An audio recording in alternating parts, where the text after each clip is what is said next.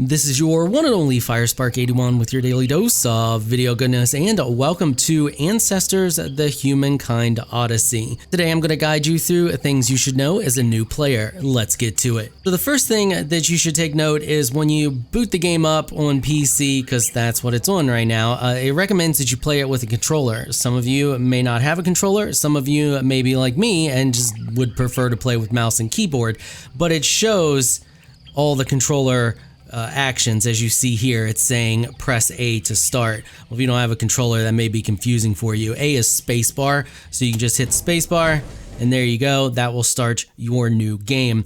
So I already have a game going, but what I'm going to do is create a new game here to walk you through a bunch of steps. So I'm going to click new lineage, and then we have a bunch of different slots here. So I'm just going to click new slot. We're going to give it a name, and then we're going to click confirm. So you have a couple of different options here. I highly recommend doing first time. It's going to give you more options. That way, if your monkey dies, or one of your monkeys dies, you have other ones to continue the game. After that, it takes you to the player help choices. So you have total, useful, immersive, and riveting. I highly advise, if this is your first playthrough, to do the tutorial, because this game does not hold your hand. It doesn't even give you much of a tutorial. It points you in the right direction and says go. So that was one of the reasons I'm making this guide. I'm going to do useful because I don't need the tutorial. Then after that, you pick the sex you would prefer to play. We're going to go with male for this one, and we're going to click start. Okay, so after seeing who made the game and watching a short video, you will be a small little tiny monkey left in the middle of the jungle to survive. No, this is just how you start out. You're going to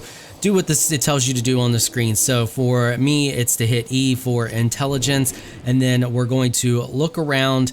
And then what we're going to do is just click on this and identify it. We see that that's a hiding spot. Now, what I'm about to tell you here goes for any time in the game. At any point, you can do this. If you hit E to memorize, what memorize does is it marks it temporarily on your map, because you don't actually have a map. So now if we look around, you see there, we see other spots that we could go to. But if we pop out of this, we don't see those anymore, but we still see the one that we marked. This is very useful for navigating around the map, and you're going to make use of it a lot. Once you get to the location, it tells you what to do to hide. You hit the corresponding key. If you're playing with a controller, it'll tell you what to hit. I'm just going to click the mouse button and hide. After you hide as a little baby, it will then put you in control of one of your adult primates. We have a couple of them. You can see them over there in the distance. The first thing we're going to talk about is senses. Your senses are super handy, and they're going to provide you a ton of info that you don't otherwise have, because as you can see, we have a very limited HUD on the screen.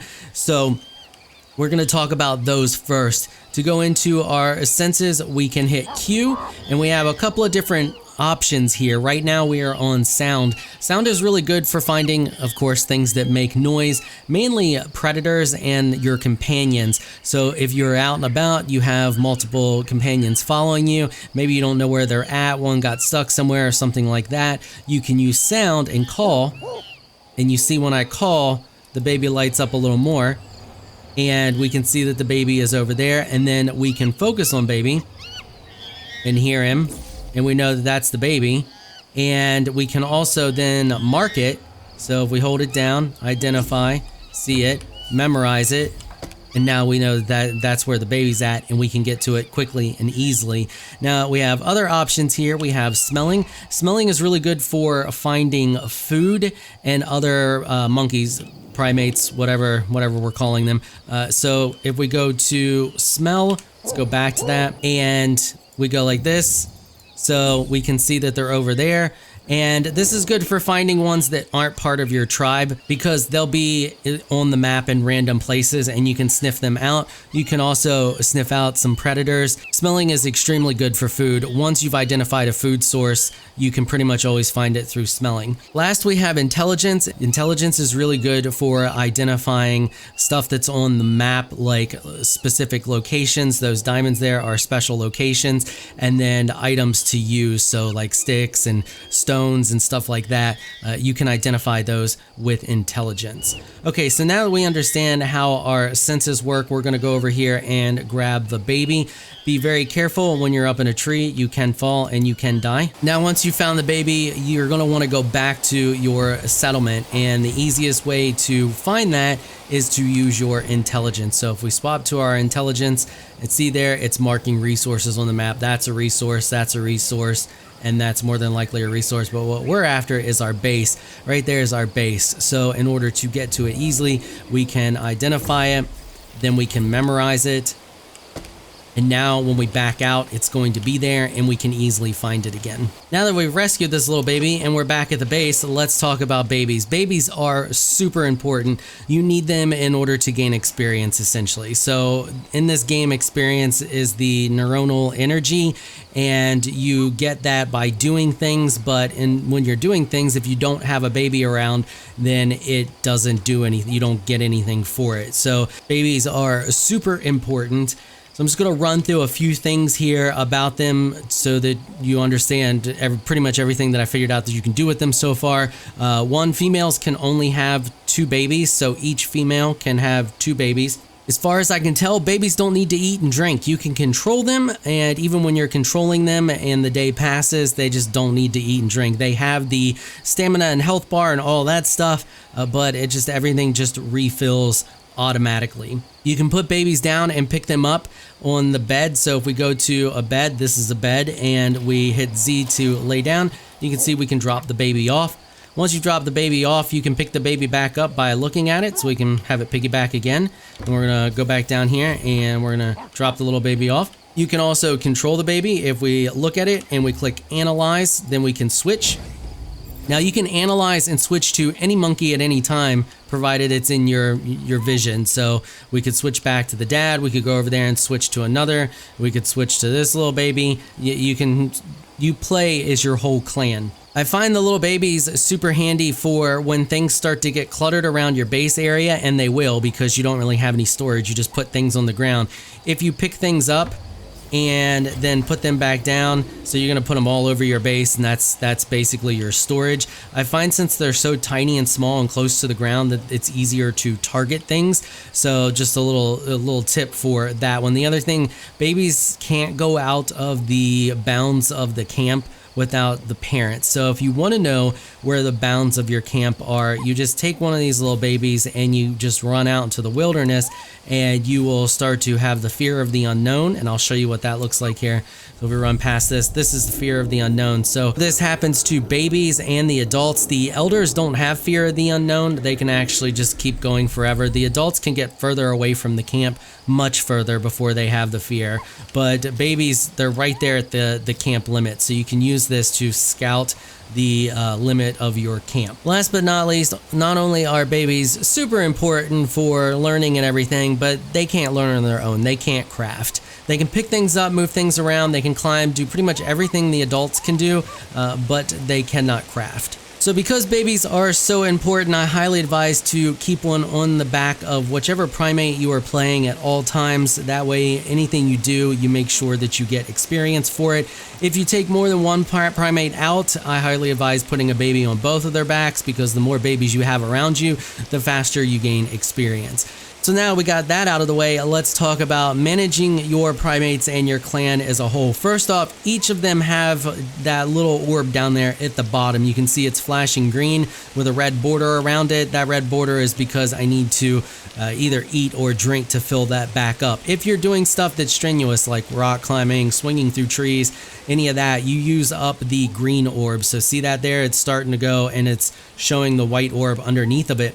The green orb is your energy, the white one is your stamina. You don't want to burn down to your stamina. So take a break, just stop doing stuff, and then the green one will refill to the bounds of your stamina. Your stamina will change when you eat and drink, and then that will give you more energy to burn as a whole. Now the red orb is your life, and if that goes down, you don't get that back. So if it ticks away, it doesn't come back. It gets reduced from poisons, injuries, and as you age. So once you go into the age screen and you advance 15 years, the babies become adults, the adults become elders, and the elders die. When that happens, their vitality will shrink. You don't get vitality back. It also reduces with bleeds, which I guess is considered an injury, and you burn it away if you burn through your stamina. So try to keep the green bar up. Don't burn through your stamina unless you have to. You can burn down to the point where the stamina is almost gone and then eventually slowly get that back, but you don't want to burn health. So in order to fill our stamina back up so that we can have more energy, we need to eat and drink. When you wake up first thing in the morning, it shows you a bar of food, water, and sleep, or I should say 3 orbs of food, water, and sleep. The smaller those are, the more you need those things. Also, you can see that our stamina in the middle there has gone down as well. We do not have much energy. We can refill those things by eating and drinking. Now, you don't have an actual bar to know when those things are full, but they do give you indicators. So if we come over here to the water and we start drinking, you can see that it will start to pulse. See it pulsing yellow. So you essentially just keep drinking until it stops doing that. That's how you know when you've maxed out your, I guess, water meter. So we're just going to keep drinking, and it takes a while. It's probably a lot longer than you expect it to be. So we'll just keep drinking until that happens. That way we know that that orb is stretched out as far as it'll go, and our meter is basically maxed out. So there you go, it just flashed green. And now we know that we don't need to drink anymore, that our water is full. Next, we need to eat. So we're going to find something to eat. These here are a great source of food, so we can eat these. We're just going to grab one. You're going to have to inspect it. You have to inspect everything before you eat it. So we're just going to hold down Q and inspect it. It's going to tell us we discovered a new food. These are safe to eat. So we're going to eat it. And then when you eat and drink, the rest of your clan should do the same. I don't know why they're not, but they should. Yeah, there they go. They're doing it. So they will eat and drink when you eat and drink. So let's keep doing that. So we're going to grab another one and we're going to eat. And we're just going to keep doing that until the meter is full. It'll eventually do the same thing that the water did. There's also berries we can eat over here as well. So we're going to grab some of these, discover them as a new food. And now we're going to eat them. Okay, and now we're full, and our bar or orb, I keep calling it a bar, but it's an orb. Our orb is maxed out. So you're responsible for your whole clan. You need to make sure that they've gotten enough to eat and enough to drink. You can swap to any of them at any time, but you can also just check their status by highlighting them and analyzing. You can see that Yek is good. Yek's orb is almost full, and we can do this one. Same, they're good. And we can go over here and check this one. This one could probably use to eat or drink a little more. So what we'll do is we'll just switch. And we'll come over here and we'll make sure that they've had enough water. Okay, so they've had enough water. They need to eat. So we're going to continue to eat with them. So you're responsible for all of your monkeys. It's a good idea to keep them in full health. So just keep eating. And I know somebody's probably going to give me a hard time for calling them monkeys, primates. We're just going to keep eating until this one's maxed out. That way all the primates are in good health, and if we need to take control of any of them, they're good to go. Okay, so we're going to swap back to our other one here. And now let's talk about buffs and debuffs. As you can see, we currently have a buff, so when they're displayed with the little shield down there in the bottom left-hand side, that is a buff. This is essentially a buff against breaking bones, so we can fall much further than normal, and it's kind of like a shield, a protection against falling. And you can fall much further than you think without taking damage. If we had a broken bone because we did fall too far out of a tree, you can eat those green things over there, that grass, whatever that stuff was called, and it will give you the buff, and it will help cure your broken limbs. So let's see if we can do this one more time. We'll try to fall off of here. Okay, there we go. You can see I fell, and I didn't get any broken bones, but it took away the buff. So you can see right now that we are cold because it's raining. One of the ways to deal with being cold and also get protection from fall damage is to eat these red leaves. So we're going to inspect these because I haven't inspected them yet, and then we will be able to eat them, and they will give us a buff against being cold, as well as taking fall damage, as you see there. And now we're no longer shivering. We don't have the little snowflake, and we can eat a couple of those to stack the buff even longer. Now later we're going to get a tool that allows us to grind. Grinding these red leaves grinds them into a paste, and when you eat that paste, it will max out those 2 buffs. So the bar will be full blue, and they'll last a really long time. Eating some foods will cause you to have these negative status effects, and while you can eat the foods, the status effects are slightly inhibiting and more annoying than just anything. I have this mushroom here, and I'm going to eat it, and you can see it gives me like that green stomach, and it also gives me a buff, whatever that's for. I don't know, you get it when you eat too many berries. But the green stomach thing is a debuff, so in order to make that go down quicker, and this is with most of these debuffs like this that you get from eating food, just come over to the water and start drinking, and you can see here that as we drink, it starts to decrease really quickly. So it's like flushing your system. So if you get any of these, like the green stomach or the one that we have the protection against right now, you can just come over here and drink, and it will make that go away relatively quickly. Once we get the grinding tool, we can grind this plant up here, which currently, if we just eat it in this state, will give us fall damage protection. But once we get the grinding tool and we grind it up into a paste, we can actually apply that on our bodies to cause clotting and stop bleeding. If you get hit by something that causes you to bleed, usually a predator attack, you will bleed out until you die unless you stop it by clotting. Using this ground up is one option, and then there is a fruit out here in these trees that you can get. You don't eat it, you actually just apply it all over your body, and I will show you what that looks like. So you're going to need to identify that fruit and find it early game, and once you've done that, you can find it again relatively easy. So what we're going to do to find it is we're going to use our sense of smell. And this actually, I noticed this a few seconds ago. I want to point it out. I told you that sense of smell could be used to find strange primates. So if we do that here and focus and then identify, you can see there that we just identified that's another primate that we can actually add to our clan. But what we're after is the clotting fruit, and we can find that by just sniffing around. So that's a question right now, but we know that there's something there that's most likely a food. So what we're going to do is just jump over there to it.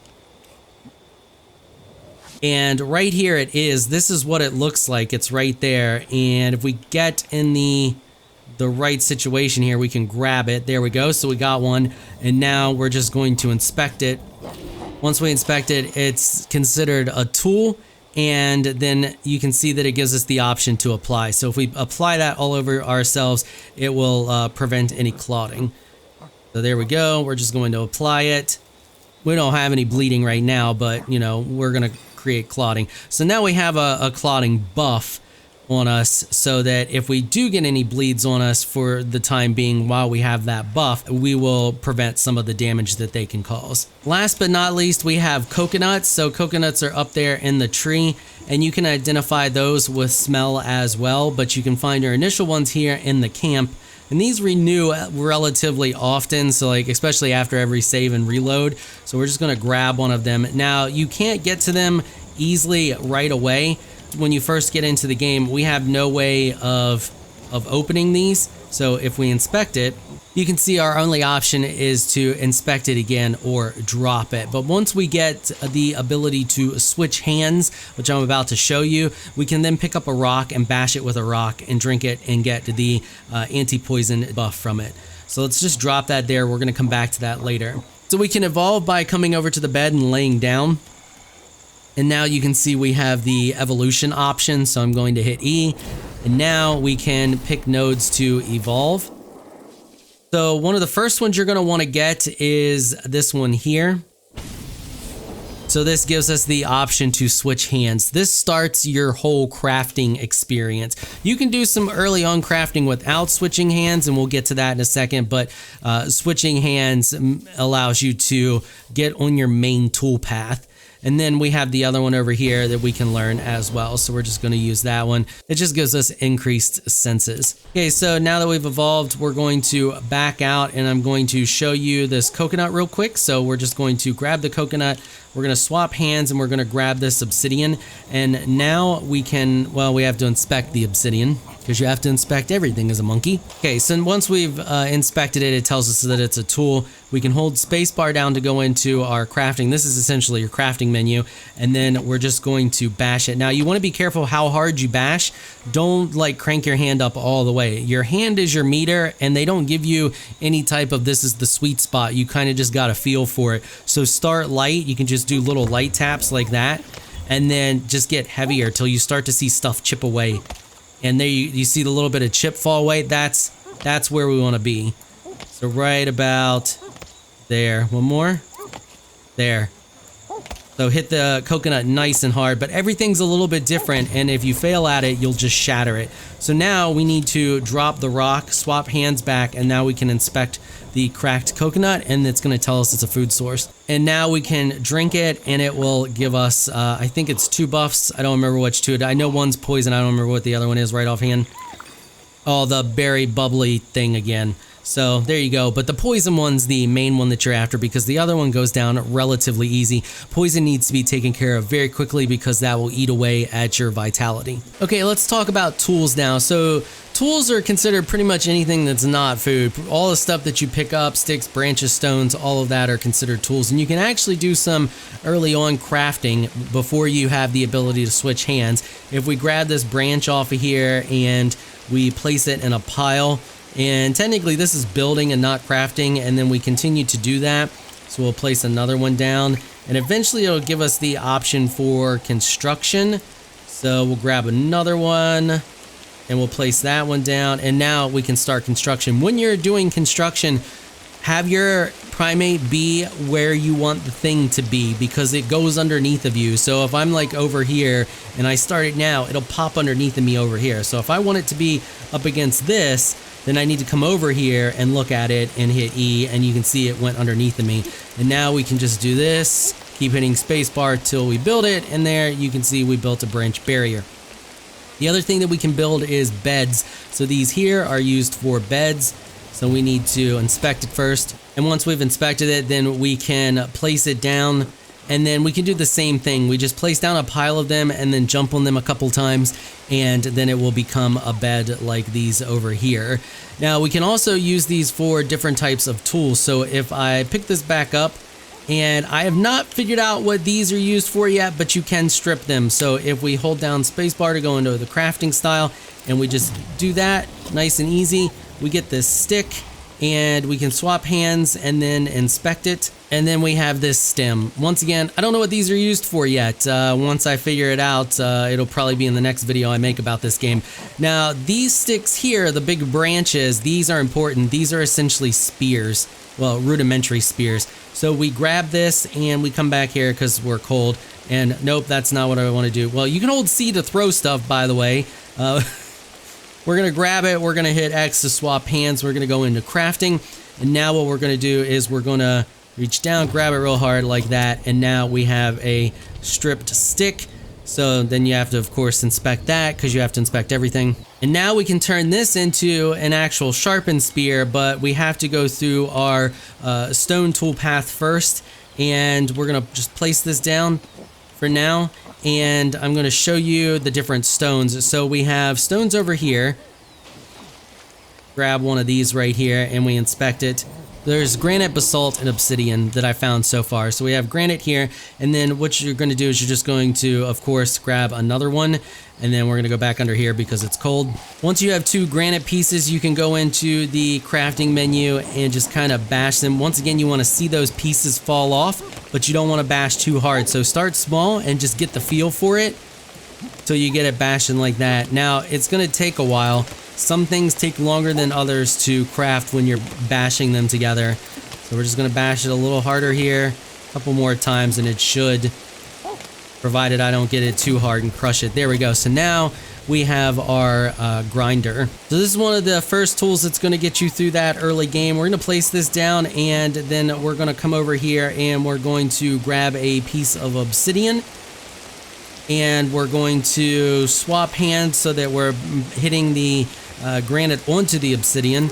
And we're going to do the same thing, and eventually this will turn into the scraper. And there we go. Now we have our obsidian scraper, granite, and place it down. And we're going to grab our stick. And we're going to come out here because there's rocks that we can flip to find either mushrooms. So far I found underneath of them, and basalt. So that's what we're looking for, is basalt. So we come out here with our stick and we can use it to turn these rocks over. Okay, so now we just lift underneath of it, and it's the same thing. You kind of just got to guesstimate there. We got another one here. So just don't go too hard or you'll break the stick. Nope, of course not. We're not going to get it. I think there's some basalt over here as well. Yeah, we have one here. So we're going to swap hands and we're going to grab that. Once you have the basalt and you've identified it, you can grab a piece of granite. So we're just going to swap hands and grab this piece of granite here, and we can bash these two together, making sure that the basalt's on the bottom, and that's the one we're trying to form. And then we're going to do the same thing. We're just going to hit it until we see the pieces fly off of it. Then once that's done, we will have the basalt chopper. There we go. We got the basalt chopper now, so we can swap hands and identify that. So this, or the scraper, the obsidian scraper, can be used to sharpen sticks. So if we grab the stick and not that, and then we swap hands here and we go into our crafting menu, we can use this to chip away at the stick, and now we have a spear. So far, I found that the spear is mainly for fishing this early game. You can't throw it, well, you can throw it, but when you throw it just kind of all haphazardly. So if we throw it there, yeah, that's throwing it. And you may be able to use it for getting into a fight, but I usually just run from fights, so I can't guarantee that one. But if we come over here to this and we inspect it, this is a fishing spot. Once we've learned this and we know what they look like, we can find other fishing spots, and there's a bunch of them, and I will show them to you. But now that we know this is a fishing spot, we can come over here and use the spear. You can see we have the option to poke, and we can just keep trying until we eventually get something. Once again, it's just kind of hold it and hope for the best. So we're down here at the water now, right below our base, and if we use our intelligence sense and we hone in on these, you can see that it tells us there that that's a fishing spot.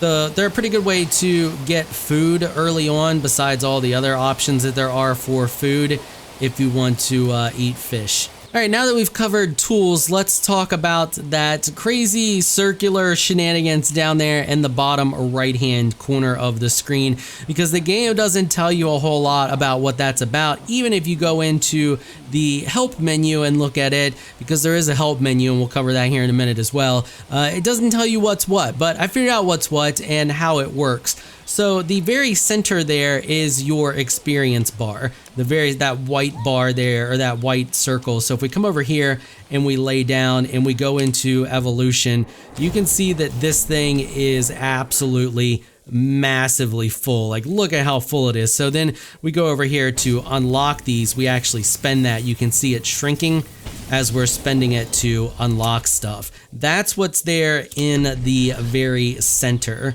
of the circles there.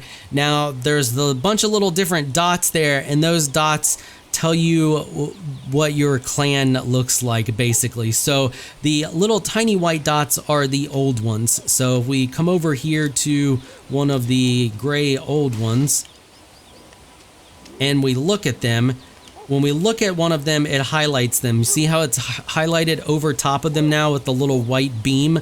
That's them on that little, I guess, clan management menu, whatever you want to call that thing. And the same thing happens if we look at one of the other ones. So the bigger white dots are, of course, just your normal primates. And we look at this one here. You can see we're highlighted over him. And now the little orange dots there are the babies. You can see that we have one with a line drawn to us. That tells us that the baby's on our back. and there's the other baby. And if we put that baby on another one's back, so let's go over here and swap to this one here, and you can see that that little dot there is now on the back of, or next to that one, because the baby is paired with it. So the same thing will happen if we do this one here. So now that we have this one on our back, you can see that it has drawn a little line to it to show that it is with us. Now, if we look at one of these other primates here, let's just go over and get this one here, I guess is fine. And we say, follow me. You can see that it connected a line to them. Whenever a line is connected to the center circle there like that, that tells you that that's how many are following you. So if we come over here to this one and we do the same thing, shows you them on the menu thing there, whatever you want to call that bar, and it draws a line to show that now we have 2 following us. It's rudimentary, but it works relatively well once you get used to it, and I kind of like it. It's good for managing and knowing where your clan is and what they're doing. And I'm going to show you here the last part of this thing. The outer circle is the radius of your base. So once we go out of the radius of our base, you can see that we'll pop out of there. So we're just going to continue to go out here, and then it will push us out. So there we go. So right about here, right where the baby was starting to get scared, we are now outside the bounds of home base, and they'll stay out there. So if you're out and about, you have 2 of them following you. I'm just gonna tell this one to stay, and then this one will continue to follow us. So now this one's just hanging out here, and now we're going to go back, and you will see that the line from the other one, the following us, it's going to shrink, and they're going to come back inside that main circle. So now we know that they made it back to the base, but the other one didn't. So now we'd have to go out and find that one. And so we'll tell this one to stay now, and it broke the line, so it's not following us anymore. And we come out here, and of course, how would you find it? You can use a bunch of different options. You have all of your senses at your disposal. And now we can just go out here and get this one and tell it to follow us. You can see that it placed a line connecting it to the center again. That tells you that it is following you. And I guess that center ring is essentially just you, so, or whichever one you're playing. So now we're going to come back out here, and there we go. And then when you have them following you like this, you're doing what's called essentially is an expedition is what they call it. So if we come over here to the bed, we can end the expedition. You can't end it any place else. So once you have them following you and doing whatever, you can tell them to stop, but technically the expedition is still going on. If you want to end that, you just come over to the bed, and then you can end the expedition, and they will just go back to doing whatever they do normally. So we do have one additional menu, and that is if we hit escape and back out, and you can see that it tells you that Lee is an adult female. She's single. It shows you her status, little status orb, and it tells you that she's fertile.